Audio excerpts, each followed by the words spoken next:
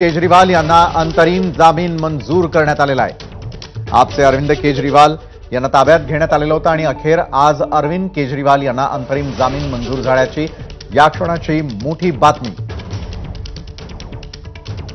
1 जूनपर्यंत अरविंद केजरीवाल यांना आता त्यामुळे दिलासा मिळालेला आहे। अरविंद केजरीवाल यांना अंतरिम जामीन मंजूर झाल्यानंतर आता 1 जूनपर्यंत तरी त्यांना दिलासा मिळाल्याची मोठी बातमी आपण यावेळेला पाहतोय। आपचे अरविंद केजरीवाल हे अटकेमध्ये होते आणि अखेर अरविंद केजरीवाल यांना अंतरिम जामीन मंजूर झालेली आहे। या क्षणाची सर्वात मोठी बातमी आपण पाहतोय।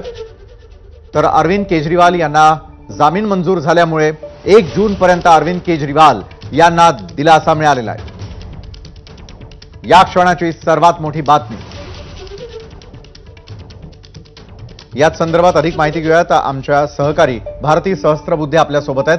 भारती, अरविंद केजरीवाल यांना अंतरिम जामीन मंजूर झाल्याची सगळ्यात मोठी बातमी येते, काय काय या संदर्भातले अपडेट्स आहेत?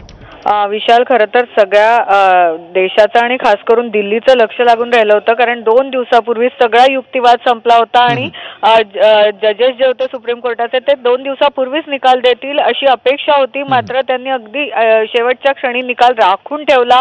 जो निकाल आज वाचला गेला आणि अजूनही त्यांच्यावरचे जे आरोप आहेत, त्यांनी जी मागणी केलेली आहे जामिनाची, त्याच्यावर युक्तिवाद पूर्ण झालेला नाही।